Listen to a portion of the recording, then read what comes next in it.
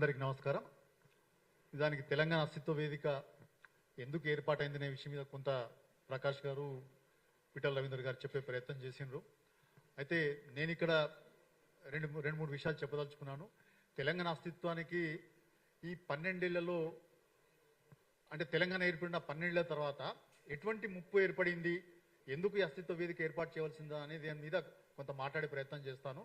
మీరు చూడండి, మనం 14 ఏళ్ల పాటు పోరాటం చేసి తెలంగాణ సాధించుకున్న తర్వాత మనం ఆశించినాం, ఇక తెలంగాణలో వలసవాదం అంతమైపోతుంది, సాంస్కృతిక ఆధిపత్యం తొలగిపోతుంది అనే భావనతో ఉన్నాం. కానీ 12 ఏళ్ల తర్వాత మళ్ళీ ఇప్పుడు చూస్తే మన మీద ఇంకా వలసవాదం ఇంకా మన మీద పనిచేస్తున్నట్టుగా, సాంస్కృతిక వలసవాదం ఇంకా మన మీద ఆధిపత్యం చెలాయిస్తున్నట్టుగా మనకు అర్థమవుతూ వస్తున్నది.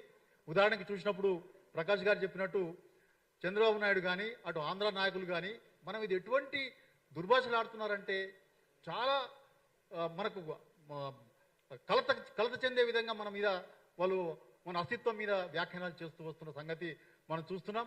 అట్లనే మన సాంస్కృతిక ప్రతీకలన్నీ మాయమయ్యే పరిస్థితి వస్తున్నది. రవీంద్ర భారతి మన సాంస్కృతిక కేంద్రం, తెలంగాణ సాంస్కృతిక కేంద్రం, అక్కడ ఎవరున్న విగ్రహాలు ఉంటే మన తెలంగాణ సాంస్కృతిక వైతాళికుల విగ్రహాలు ఉండాలి.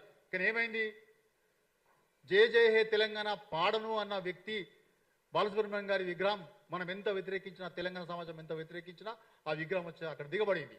అట్లనే నేను బతుకున్నంత కాలం తెలంగాణను రానివ్వను అని ప్రకటించిన రోషయ్య గారు విగ్రహం లకిడికాపుల్ చౌరస్తాలో ఆయన విగ్రహం వచ్చి చేరింది.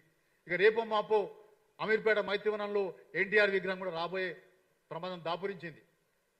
తర్వాత మన జనవరులన్నీ దోపిడీకి గురవుతున్నాయి, మనం కట్టుకున్న చెక్ డ్యామ్స్ అని విధ్వంసానికి గురవుతున్నాయి. ఇంతకుముందు ప్రకాష్ గారు ప్రస్తావించినట్టుగా కరీంనగర్ జిల్లాలో తనుగుల, అడవి సుమన్పల్లి చెక్ డ్యాంలే కాదు, నిర్మల్లో కూడా ఒక చెక్ డ్యామ్ స్వర్ణానది మీద ధ్వంసమైన సంగతి లేటుగా తెలిసింది మాకు. నిర్మల్లో స్వర్ణానది మీద కట్టిన చెక్ డ్యామ్ని కూడా ప్రభుత్వమే పేల్చివేసింది, డైనమైట్లు పెట్టి పేల్చివేసిన సంగతి మనకు తెలిసింది. అంటే జలవనరులకు సంబంధించిన ఆస్తులు కూడా ఇవాళ తెలంగాణలో ధ్వంసమయ్యే పరిస్థితి వస్తున్నది. కాళేశ్వరం ప్రాజెక్టులో భాగంగా నిర్మాణమైనటువంటి మేడిగడ్డ బ్యారేజీ నిర్మాణం పునరుద్ధరణ ఇంకా పూర్తి కాకపోవడం శోచనీయమైన విషయం. ఎందుకంటే ఎన్డీఎస్సీ తన తుది రిపోర్ట్ని ఇచ్చి 1.5 సంవత్సరాలు గడిచిన పోయినా కూడా ఇవాళ ప్రభుత్వం దాన్ని రిపేర్ చేయడానికి కాలయాపన చేస్తూ వస్తున్నది. ఇంకా పరీక్షల పేరు మీద కాలయాపన చేస్తున్నారు తప్పితే ఆ పునరుద్ధరణ పనులు జరగడం లేదు. దానివల్ల తెలంగాణ రైతాంగానికి చాలా నష్టం జరుగుతున్నది. ముఖ్యంగా రబీ సీజన్ పంట కాలానికి అక్కడి నుంచి నీళ్లు ఎత్తుకొని మనం ఆయకట్టుకు నీళ్ళు ఇచ్చే పరిస్థితి లేకుండా పోయింది. ఇక రాబోయే 2-3 సీజన్లలో కూడా మనం ఇదే పరిస్థితి ఎదుర్కోవాల్సి వస్తున్నది. ఇక రాబోయే కాలం ఎల్నినో ప్రభావంతో వచ్చే సంవత్సరం కరువు ఏర్పడే పరిస్థితి కనబడుతున్నట్టుగా శాస్త్రవేత్తలు హెచ్చరిస్తున్నారు. ఇటువంటి పరిస్థితులలో మనం మేడిగడ్డ బ్యారేజీని కనుక రిపేర్ చేసుకోకపోతే రాబోయేది చాలా గడ్డు కాలం అనే విషయాన్ని మనం గుర్తించాలి. అట్లనే మైనింగ్ ఇష్టం ఉన్నట్టుగా ఇండిస్క్రిమినేట్గా మైనింగ్ జరుగుతున్నది, ఇసుక మాఫియా మైనింగ్ చేస్తున్నారు, భూముల కబ్జాలు జరుగుతున్నాయి, సుందరీకరణ పేరుతోటి మన ప్రజల ఇళ్లు కూలుస్తున్నారు, వాళ్ళ జీవన అస్తిత్వానికి ప్రమాదకరంగా మారిన పరిస్థితి మనం రాష్ట్రంలో చూస్తున్నాం.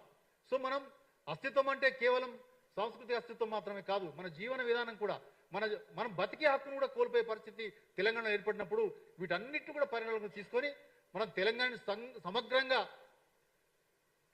ఈ అస్తిత్వాన్ని కాపాడుకునే ప్రయత్నంలో ఒక పౌర సంస్థ అవసరమనే భావనతోటి రాజకీయాలకు అతీతంగా ఎటువంటి రాజకీయ లక్ష్యాలు లేని ఒక పౌర సంస్థ ఇవాళ తెలంగాణలో అవసరం ఉన్నది అనే భావన గత 3-4 నెలలుగా మేము ఎప్పుడైతే ఈ చెక్ డ్యాంల మీద ఫ్యాక్ట్ ఫైండింగ్ కమిటీగా మేము సమీకృతమై పోయే సందర్భంగా మా మధ్య అనేక చర్చలు జరిగినాయి.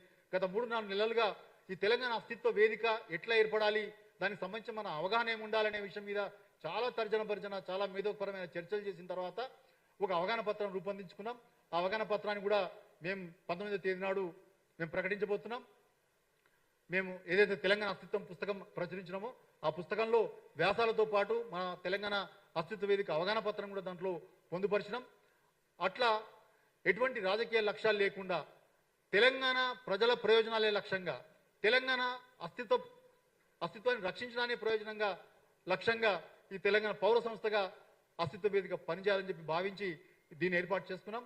మేము ఇవాళ మీ ద్వారా తెలంగాణ ప్రజలకి, తెలంగాణ ఉద్యమ ప్రజానీకానికి 1995 నుంచి 2014 వరకు పాల్గొన్న మలిదశ ఉద్యమకారులందరినీ కూడా మేము ఈ సందర్భంగా తెలంగాణ అస్తిత్వ వేదికతో కలిసి రావాలని చెప్పి, కలిసి పనిచేయాలని చెప్పి, ఇవాళ తెలంగాణ అస్తిత్వానికి ఏర్పడిన ప్రమాదాన్ని పసిగట్టి ముందు జాగ్రత్తగా మనం అప్రమత్తంగా ఉండకపోతే ఈ అస్తిత్వం ఇంకా ప్రమాదకరంలో పడిపోయే పరిస్థితి ఉన్నది. కాబట్టి తెలంగాణలో ఇంకా వలసవాదం ప్రభావం ఉంది, తెలంగాణలో సాంస్కృతిక ఆధిపత్యం ఇంకా ఉంది, వలసవాద సాంస్కృతిక ఆధిపత్యం ఇంకా ఉంది. కాబట్టి దాన్ని ప్రతిఘటించాల్సిన అవసరం ఉంది. దాని నుంచి మన తెలంగాణ అస్తిత్వాన్ని కాపాడుకోవాల్సిన అవసరం ఉందని గమనించి అందరూ కూడా ఈ ఉద్యమంలో, ఈ తెలంగాణ అస్తిత్వ పరిరక్షణ ఉద్యమంలో కలిసి రావాల్సిందిగా కోరుతున్నాం. సభని విజయవంతం చేయాల్సిందిగా తెలంగాణ ప్రజానీకాన్ని, తెలంగాణ పౌర సమాజాన్ని మేము విజ్ఞప్తి చేస్తున్నాం.